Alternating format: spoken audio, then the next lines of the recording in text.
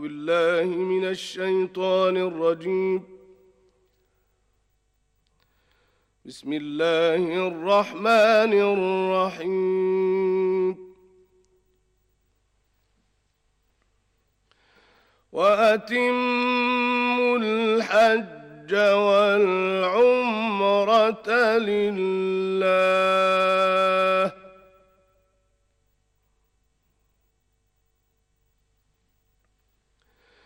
فإن أحصرتم فما استيسر من الهدي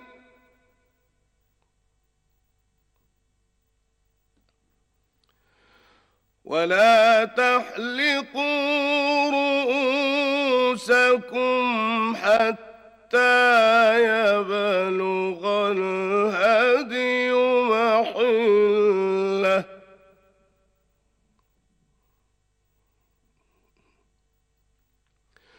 ولا تحلقوا رؤوسكم حتى يبلغ الهدي محله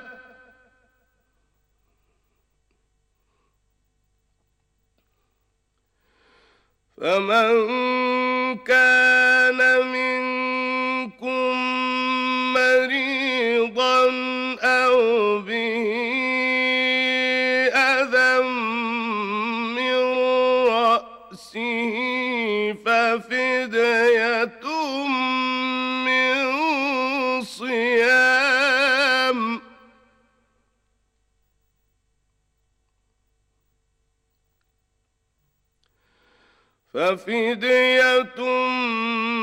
من صيام أو صدقة أو نسك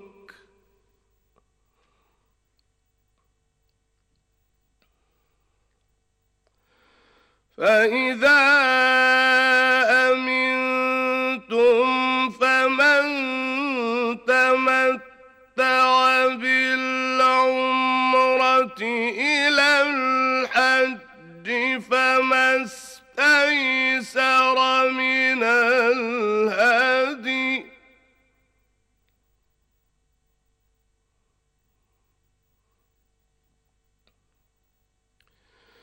فمن لم يجد فصيام 3 أيام في الحج و7 إذا رجعتم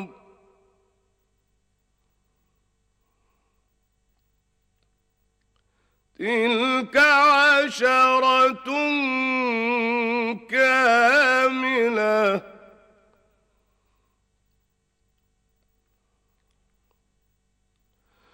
ذلك لمن لم يكن أهله حاضر المسجد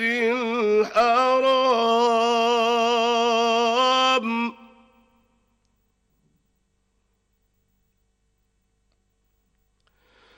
واتقوا الله واعلموا أن الله شديد العقاب. صدق الله العظيم.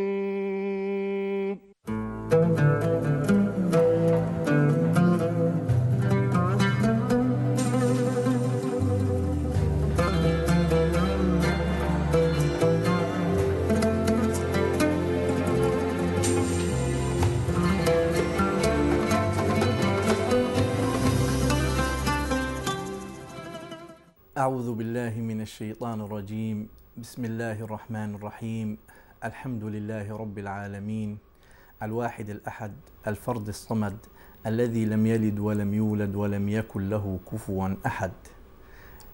أيها الأحبة، يتجدد اللقاء معكم في نور القرآن الكريم، حديث قرآني جديد مع آيات الله البينات، آيات في سورة البقرة تتحدث عن الحج، ولقد جاء أيها الأحبة في سبب نزول تلك الآيات عن يعلى بن أمية رضي الله تعالى عنه أن رجلا جاء إلى رسول الله صلى الله عليه وسلم يسأله: ما تقول يا رسول الله في رجل أحرم بالعمرة وعليه جبة وخلوق؟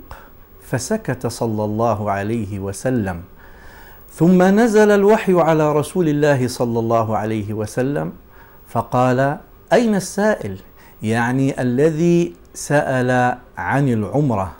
فجاء فقال له المصطفى صلى الله عليه وسلم: أما جبتك فانزعها، يعني اخلعها عنك وارتدي ثياب الإحرام التي ليس فيها مخيط، وأما ما عليك من الطيب أو ما فيك من الطيب فاغتسل منه، واصنع في عمرتك ما تصنع في حجك. هذا ما ورد في أسباب النزول في تلك الآية المباركة من سورة البقرة. نواصل إن شاء الله حديثنا معكم بعد الفاصل في تفسير تلك الآية المباركة من كتاب الله، فإلى اللقاء.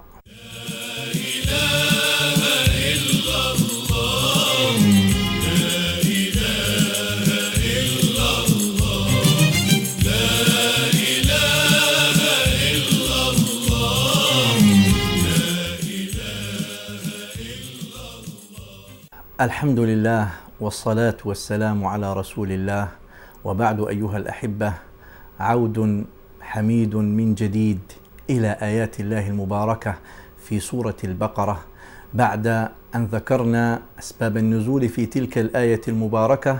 يطيب لنا أن نتحدث عن كلام العلماء في تفسير هذه الآية المباركة. هذه الآية تتحدث عن فريضة وركن من أركان الإسلام الخمسة، ألا وهو ركن الحج. بني الإسلام على 5: شهادة أن لا إله إلا الله وأن محمد رسول الله، وإقام الصلاة، وإيتاء الزكاة، وصوم رمضان، وحج البيت لمن استطاع إليه سبيلا.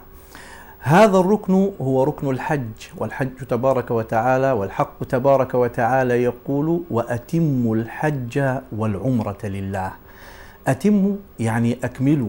إذا أحرم المسلم إحراما لعمرة أو لحج فلا بد من إكمال ما ابتدأه، وإذا لبس لباس الإحرام وأحرم من الميقات ونوى فلا يمنعه مانع من أداء المناسك على الإطلاق، إلا مانع ضروري، إلا إذا حدث أمر يمنعه وهو خارج عن إرادته.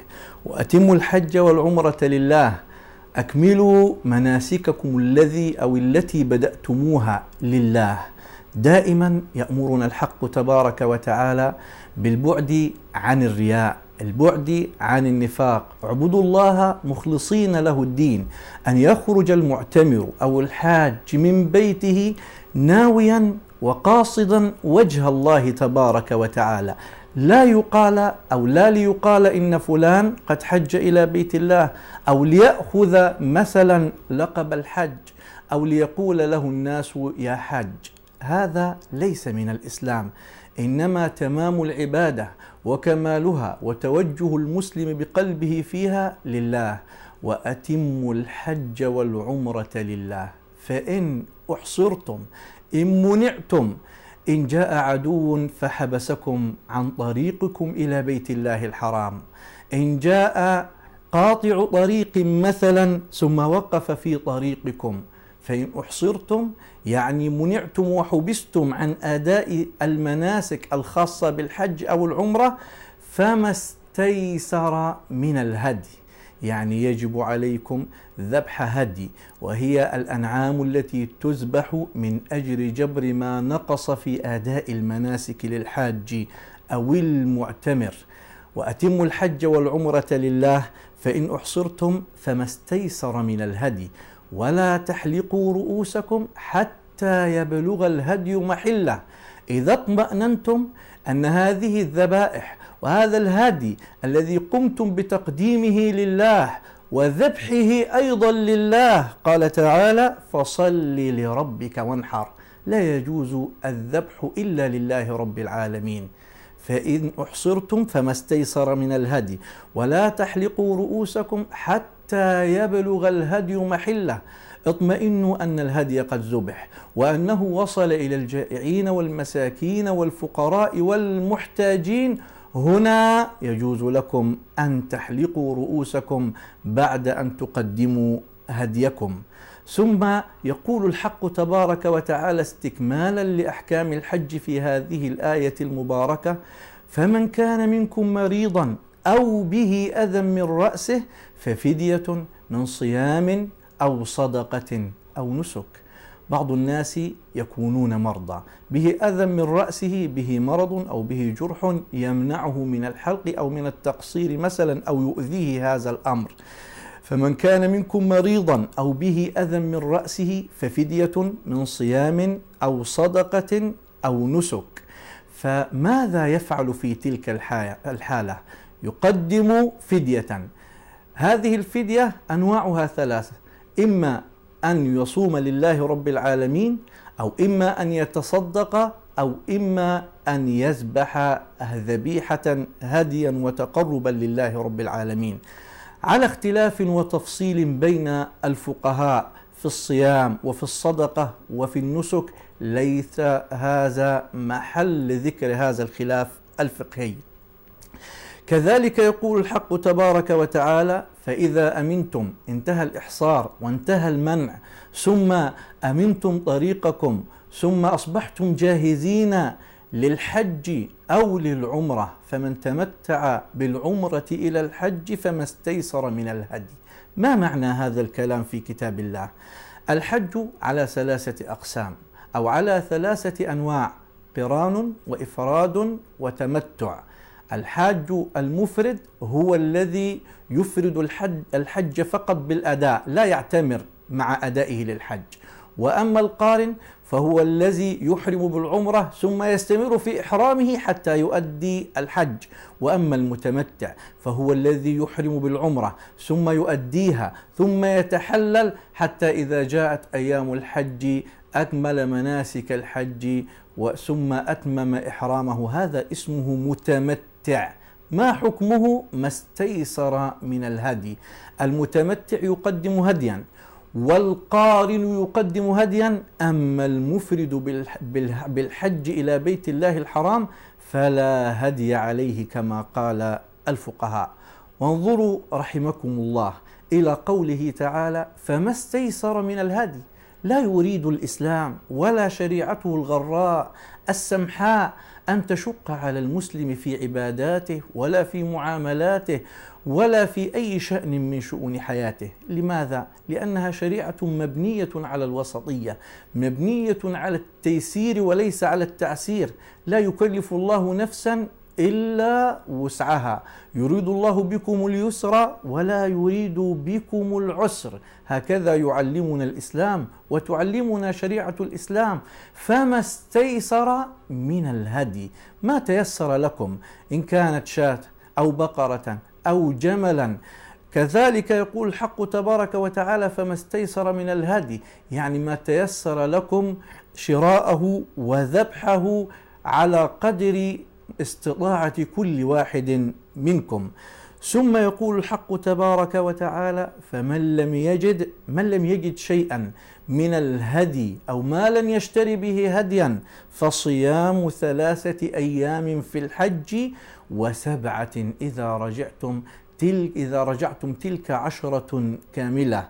من لم يجد ما لن يشتري به هديا ومن لم يجد هديا يشتريه ماذا يفعل؟ يصوم 10 أيام، 3 وهو في الحج و7 إذا رجع، تلك 10 كاملة حتى لا يلتبس على أحد العدد. قال الله: تلك 10 كاملة، مجموع 3 و7 10.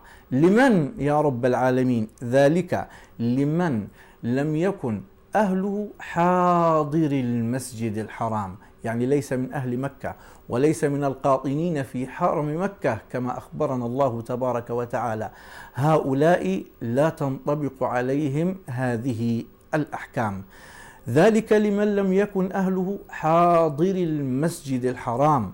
ثم يختم الله تبارك وتعالى تلك الآية المباركة التي تتحدث عن تلك الفريضة، فريضة الحج: واتقوا الله واعلموا أن الله شديد العقاب. يذكر الحق تبارك وتعالى تقوى الله دائما مع عبادته. كتب عليكم الصيام كما كتب على الذين من قبلكم لعلكم تتقون. وهنا في الحج يقول تعالى: واتقوا الله، خافوا من الله في كل مناسككم وشعائركم، ذلك ومن يعظم شعائر الله فإنها من تقوى القلوب، إن الله شديد العقاب.